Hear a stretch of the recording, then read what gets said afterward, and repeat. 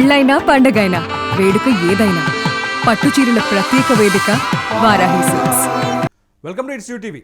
మొత్తానికి మొదటి విడత ఎన్నికల ప్రక్రియ దాదాపు ముగియవచ్చింది. ఇప్పుడు నాకు అందుతున్న సమాచారం ప్రకారం 5 గంటల వరకు ఫస్ట్ అస్సాం రిజల్ట్ చూస్తే, అస్సాంలో పోలింగ్ పర్సెంటేజ్ చూస్తే సాయంత్రం 5 గంటలు పూర్తయ్యేసరికి 5 గంటలకి 84.42% పోలింగ్ నమోదైనట్టుగా మనకు సమాచారం అందుతుంది. పోలింగ్ ప్రక్రియ ఈరోజు రాత్రి, అంటే ఈ వీడియో రికార్డ్ చేస్తున్న ఈ సమయం నుంచి రాత్రి 8 గంటల వరకు, అంటే ఇంకొక 2 గంటల వరకు అస్సాంలో అనేక పోలింగ్ స్టేషన్లలో జనం క్యూలో నిలబడి ఉన్నారు. వాళ్ళ ఓటింగ్ పూర్తయిన తర్వాత సమగ్రమైన ఓటింగ్ పర్సెంటేజ్ వచ్చే అవకాశం కనిపిస్తుంది. చాలా స్పష్టంగా ఇక్కడ చూడాలి. 5 గంటల వరకు అందిన పోలింగ్ రికార్డుని బట్టి చూస్తే, పోలింగ్ పర్సెంటేజ్ని బట్టి చూస్తే 84.42% ఉంది. 84.42% అంటే గత సంవత్సరం గత ఎన్నికలో 2021లో పూర్తిగా టోటల్గా మొత్తానికి ఓటింగ్ పర్సెంటేజ్ ఎంత ఉందంటే 82.42% ఉంది. దాంతో పోలిస్తే ఈసారి ఓటింగ్ పర్సెంటేజ్ పెరిగినట్టుగా చాలా స్పష్టంగా అర్థమవుతుంది. చాలాసార్లు మాట్లాడుతూ ఉంటారు, చాలామంది రాజకీయ విశ్లేషకులు చెప్తూ ఉంటారు, చాలామంది అంచనాలు వేస్తుంటారు. ఎప్పుడైతే అధికారంలో ఓటింగ్ పర్సెంటేజ్ పెరిగింది అంటే అధికారంలో ఉన్న పార్టీకి కొంత వ్యతిరేకత ఎదురవుతుంది. అధికార పార్టీని ఓడించాలనే లక్ష్యంతో చాలామంది ఓటు వేస్తారు. ప్రభుత్వ వ్యతిరేకత ఓటింగ్ పర్సంటేజ్ని ప్రభావితం చేస్తుంది. అందుకే ఓటింగ్ పర్సంటేజ్ పెరుగుతుందని చెప్తున్నది. ఇది అందరికీ తెలిసిన సత్యమే. కానీ ప్రస్తుతం అస్సాంలో 2 నినాదాలు చాలా బలంగా కనిపిస్తున్నాయి. ఒకటి బీజేపీ చెప్తుంది, అక్కడున్న ఎన్డీఏ కూటమి చెప్తుంది. ఇప్పుడున్న 2 దఫాలుగా ముఖ్యమంత్రిగా ఉన్నారు హిమంత్ బిశ్వ శర్మ. 2016లో బీజేపీ నుంచి, ఎన్డీఏ కూటమి నుంచి ముఖ్యమంత్రిగా విజయం సాధించి అస్సాం చరిత్రను తిరగరాశారు. 2021లో మళ్ళీ విజయం సాధించి అస్సాంలో చరిత్రను మరొకసారి సృష్టించారు. 2026లో ఈసారి కూడా మళ్ళీ ఎన్నికల్లో ఘన విజయం సాధించి మరొకసారి మోదీ శక్తిని, వాళ్ళ జాతీయత ప్రచారం అయితే ఏదైతే జాతీయ భావజాలం ఉందో ఆ భావజాల శక్తిని ప్రదర్శించే ప్రయత్నంలో ఉన్నారు. చాలా మొదటి నుంచి బీజేపీ కానీ ఎన్డీఏ కూటమి కానీ చాలా బలమైన ప్రచారం చేస్తుంది. జాతి మాటి భేటీ అనే నినాదంతో ప్రజల్లోకి వెళ్ళింది. మన అస్సాం అస్తిత్వాన్ని కాపాడుకుందాం, మన భారతీయతను కాపాడుకుందాం అంటూ ప్రజల్లోకి వెళ్ళింది. అంతేకాదు సంక్షేమ పథకాలు కావచ్చు, లేకపోతే పౌరసత్వ సవరణ చట్టం కావచ్చు, లేకపోతే లోకల్ మన స్థానికత్వం అనే పాయింట్లో ప్రజల్లోకి వెళ్ళింది.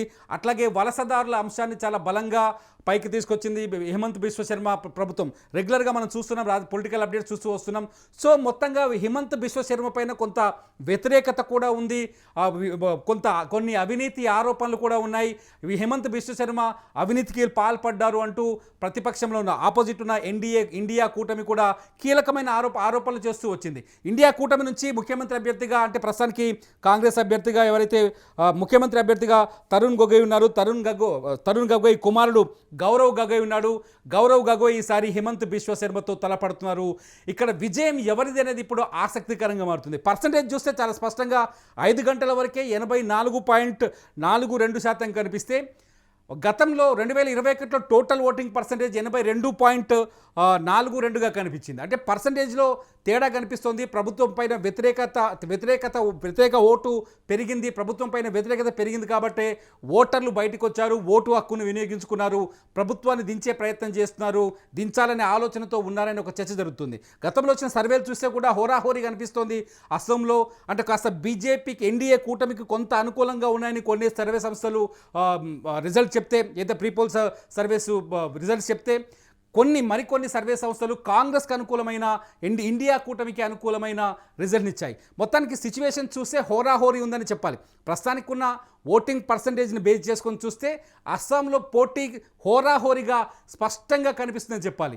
అస్సాంపై కాంగ్రెస్ నేతలు ఇప్పుడు మల్లికార్జున ఖర్గే కావచ్చు, రాహుల్ గాంధీ కావచ్చు, ప్రియాంక గాంధీ అక్కడ పూర్తి స్థాయి ఎన్నికల్ని ఆమె పర్యవేక్షణలో కొనసాగినట్టుగా తెలుస్తుంది. కాబట్టి ప్రియాంక గాంధీ అక్కడ ఎన్నికల బాధ్యతని స్వీకరించారు. చాలా బలంగా ప్రజల్లోకి పార్టీని తీసుకెళ్లే ప్రయత్నం చేశారు. ప్రభుత్వ వ్యతిరేకతను, అట్లాగే మోదీకి వ్యతిరేకంగా, లేకపోతే జాతీయ పరిణామాలన్నింటినీ వ్యతిరేకంగా, ముఖ్యంగా యుద్ధ సమయంలో ఎలక్షన్స్ వచ్చాయి. ఇప్పుడు పశ్చిమాసియాలో జరుగుతున్న యుద్ధ సమయంలో ఎలక్షన్స్ వచ్చాయి కాబట్టి యుద్ధం వల్ల కలిగిన కొన్ని పరిణామాల్ని కూడా ఎన్నికల్లో బాగా బలంగా తీసుకెళ్లే ప్రయత్నం చేశారు. ఇవాళ నిన్న ఎలక్షన్స్ లాస్ట్ డే, ప్రచారానికి ఆఖరి రోజు ఉన్న రోజు మల్లికార్జున ఖర్గే కొన్ని కీలకమైన ఆరోపణలు చేశారు ప్రధాని మోదీ పైన. చాలా స్పష్టంగా గ్యాస్ సమస్య వచ్చింది, పెట్రోల్ సమస్య వచ్చింది. ఎందుకు ప్రధాని మోదీ నోరు తెలవట్లేదు, కేవలం ఎన్నికల్లో విజయం సాధించడం కోసం ప్రజల్ని మభ్యపెడుతున్నారు అని చెప్తూ నిన్న చాలా స్పష్టంగా మల్లికార్జున ఖర్గే కొన్ని ఆరోపణలు చేశారు. ఇటు ఎవరైతే గౌరవ్ గగోయ్ ఉన్నాడు, కాంగ్రెస్ అభ్యర్థి గౌరవ్ గగోయ్ ఉన్నాడు, ఆయన కూడా చాలా స్పష్టంగా మోదీని, అమిత్ షాని టార్గెట్ చేస్తూ ఎన్నికల ప్రచారం చేశారు. దాంతోపాటు హిమంత్ బిశ్వ శర్మ అవినీతి అంశాలని బలంగా ప్రజల్లోకి తీసుకెళ్లే ప్రయత్నం చేశారు. అట్లాగే యూత్ని ఆకట్టుకునే ప్రయత్నం చేశారు, యువత ఓట్లని తమ వైపు తిప్పుకునే ప్రయత్నం చేశారు. ఆ మొత్తానికి గౌరవ్ గగోయ్ గట్టి పోటీ ఇచ్చారని చెప్పాలి. గౌరవ్ గగోయ్ మొత్తానికి 2 కూటములు ఇక్కడ చాలా ఎన్డీఏ కూటమి నుంచి బీజేపీ, ఈసారి 2026లో ఎన్డీఏ కూటమి నుంచి బీజేపీ, ఏజీపీ, బీపీఎఫ్ పార్టీలు ఈసారి ఎన్నికల బరిలోకి దిగాయి. ఎన్డీఏ కూటమి నుంచి బీజేపీ 89 స్థానాల్లో పోటీ చేస్తే ఏజీపీ 26 చోట్ల పోటీ చేసింది. బీపీఎఫ్ ఏదైతే ఉందో గతంలో ఇది యూపీఏ కూటమిలో ఉండేది, బీపీఎఫ్ వచ్చేసి 11 స్థానాల్లో పోటీ చేసింది.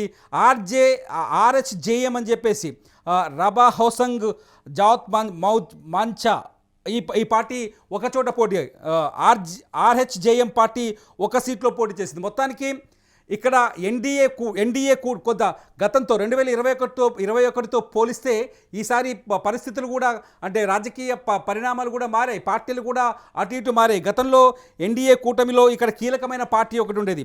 ఏంటి అంటే ఇది బోరాల్యాండ్కి సంబంధించిన బోరాల్యాండ్ ఏరియాలో బలంగా ఉండే యూపీపీఎల్ అనే పార్టీ ఉండేది. గత ఎన్నికల్లో 2021 ఎన్నికల్లో యూపీపీఎల్ లాస్ట్ టైం ఒకసారి పర్సంటేజ్ చూద్దాం. 2021 పర్సంటేజ్ చూస్తే మనకు చాలా స్పష్టంగా అర్థమవుతుంది.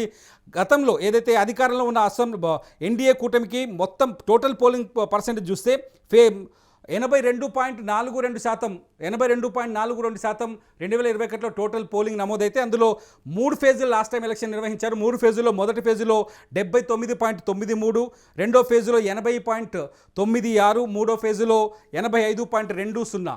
లాస్ట్ టైం పోలింగ్ పర్సంటేజ్ ఇలా చాలా స్పష్టంగా కనిపిస్తున్నాయి. ఒకసారి స్క్రీన్ పైన కూడా మీరు చూడొచ్చు. అయితే ఇలా ఎన్డీఏ కూటమికి వచ్చిన ఓటింగ్ పర్సంటేజ్ ఎంత అంటే 33.21%.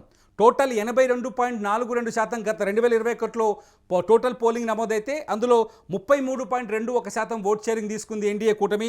దీంతో బీజేపీ లాస్ట్ టైం కూటమి, ఇప్పుడు హిమంత్ బిశ్వ శర్మ అధికారంలోని ఈ కూటమి బీజేపీకి లాస్ట్ టైం 21లో 60 సీట్లు వచ్చాయి. అట్లాగే ఏజీపీకి 9 సీట్లు వచ్చాయి. అట్లాగే యూపీపీఎల్కి 6 సీట్లు వచ్చాయి. యూపీపీఎల్ బోరోలాండ్ ఏరియాలో చాలా బలమైన పార్టీ, అట్లాగే అక్కడున్న ట్రైబల్ వాళ్ళని చాలా ప్రభావితం చేసే పార్టీ. కానీ ఈసారి ఈ యూపీపీఎల్ కూటమి నుంచి బయటకు వచ్చేసింది, ఇండిపెండెంట్గా పోటీ చేసింది. యూపీపీఎల్ ఈసారి ఇండిపెండెంట్గా 17 చోట్ల పోటీ చేసింది. ఏదైతే బోరోలాండ్ పరిధిలో ఉన్న 15 అసెంబ్లీ సీట్లతో పాటు దానికి సమీపంలో ఉన్న 2 సీట్లలో కూడా ఈ యూపీపీఎల్ పోటీ చేసింది.